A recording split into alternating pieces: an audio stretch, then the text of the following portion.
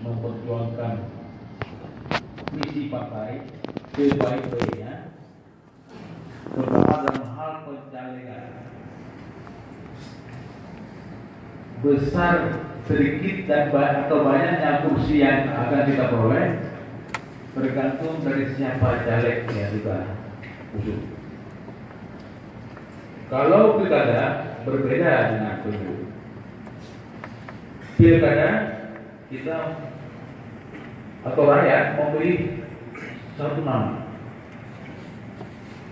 Ini tidak identik dengan perolehan suara saya waktu itu 37% dengan perolehan PENA nanti. Tidak identik, bisa lebih besar.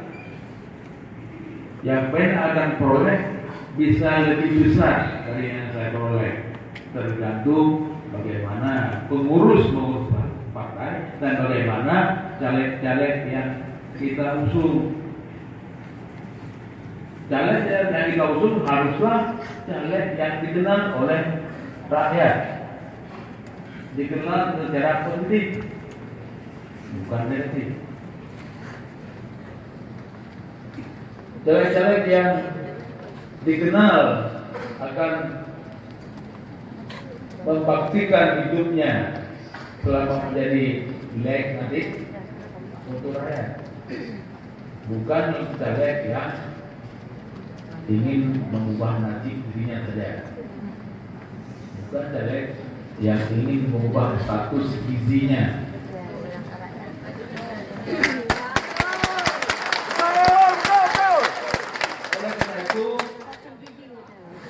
Hati-hatilah dalam mengusung caleg. Akan ada banyak pendekatan-pendekatan yang dilakukan oleh caleg-caleg kita nanti. Tapi tetaplah orang yang berwenang menentukan caleg, kita punya garis besar, punya aturan untuk menilai caleg. Dan pejabat-pejabat partai, petugas-petugas partai yang berwenang dalam hal menjadi caleg janganlah berselingkuh.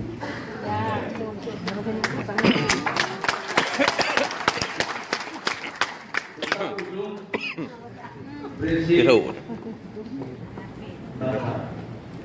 gelak tahu ini. Kan tidak raya tura. Saya sangat berharap hari ini Nggak tahu. menjadi pilihan yang demokratis. Ada beberapa orang calon kurang 2 orang. Belum tahu berapa orang ya? Oh, belum tahu. Semakin banyak calon, belum tentu semakin bagus.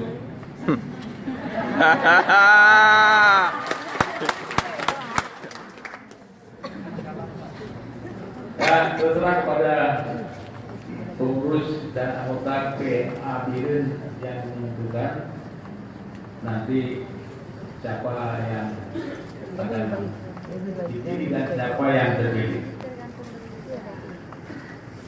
Harap semuanya yang berhak memberi suara jangan abstain.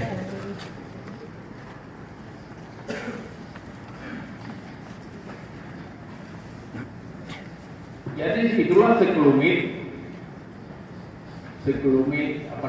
sejarah berdirinya partai PENA ini, yang dulu pun kita sebut PENA udah jadi brand, jadi merek. Bahkan kita membuat nama baru, kita usahakan yang singkatannya tetap PENA itu. Dan harapan saya, kayaknya bukan harapan kosong ini. Setelah pemilu tahun 2019, kita tidak lagi disibukkan dengan mencari nama partai yang baru. Dan khususnya untuk Kabupaten Biren, saya berharap dapat mengulangi kesuksesan tahun 2014, berhasil mencapai 1 fraksi dan hanya satu-satunya kabupaten kita PENA berhasil memperjuangkan 1 fraksi. Dan terlepas dari jasa ketua DPW Kemudian kali ini satu fraksi cukup, tetapi fraksi yang besar, karena nggak mungkin satu partai membuat dua fraksi kan. Kalau satu fraksi itu anggotanya 5 orang, dapat 10 orang tidak bisa dua fraksi, satu juga. Jadi saya mengharapkan agar dapat memperoleh dan mengumpulkan anggaran 14 kursi nggak mustahil. Apakah mustahil mendapat 14 kursi?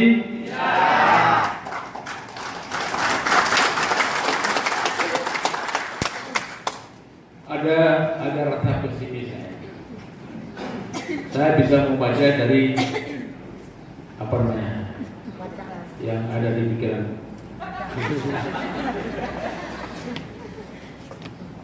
Saya turunkan targetnya 12 kursi, tak boleh kurang.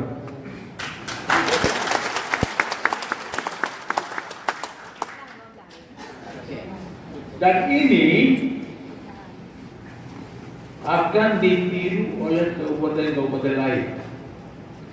Tidak berlebihan kalau misalnya kita tiap kabupaten kita punya satu fraksi.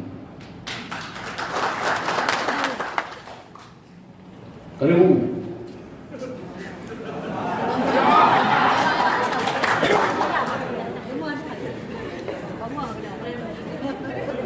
pokoknya lagi.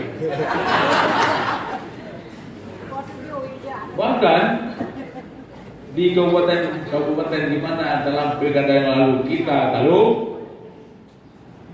kali ini saya harapkan juga dapat satu fraksi. Yang paling berat ketika pilkada yang lalu adalah Aceh Utara, lu semuanya Aceh Jaya, termasuk Pidi Jaya juga. Saya yakin di kabupaten-kabupaten yang berat ini di masa pilkada kita bakal dapat satu fraksi juga. Waktu pilkada itu banyak hal, banyak faktor yang menyebabkan kita tidak dapat banyak suara di kabupaten itu. Tapi sekarang lama-lama matanya sedikit terbuka kan? Kalau sudah terbuka, tentu mereka akan menilai lagi.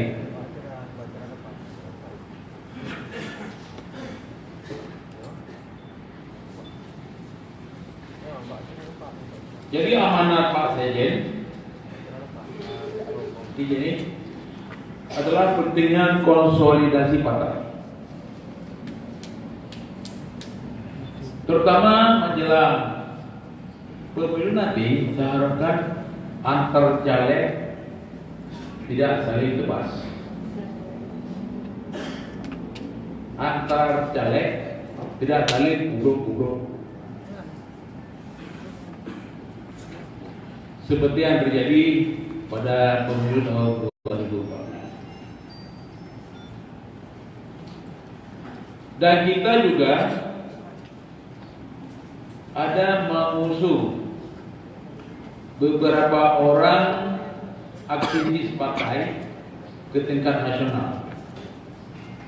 Karena PNA tidak bisa berkiprah di tingkat nasional, maka kita pinjam kendaraan partai nasional untuk menambahkan beliau-beliau ini.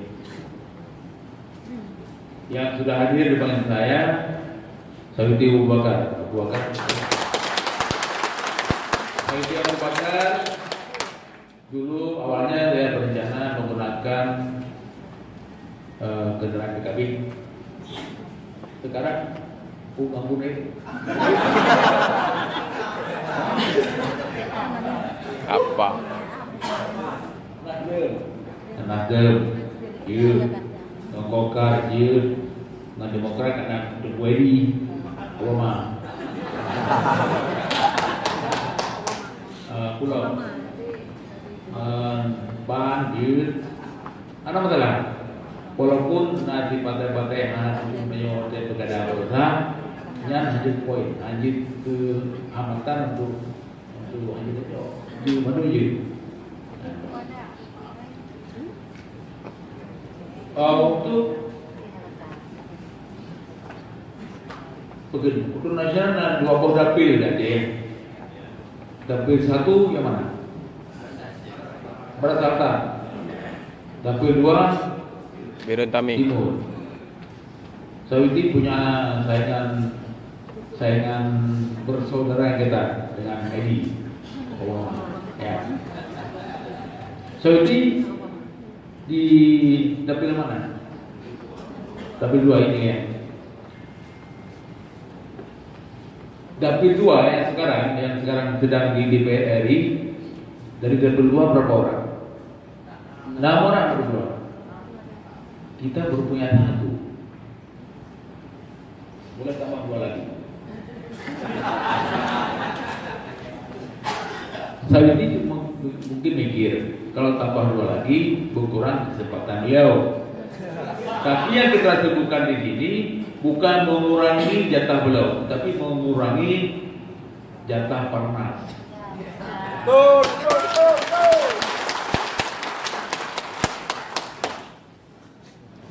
Siapa lagi yang berminat nyalek ke pusat? Selain Sawiti, siapa yang sudah mensuarakan? Siapa? Hah? Yang haji dijual yang bro, yang dijual itu. Kue dia. Mana? Watar. Ke menong. Berarti kejauhan tak lebih.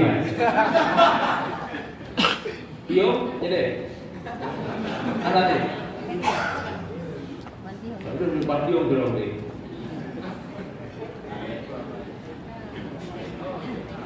Okey.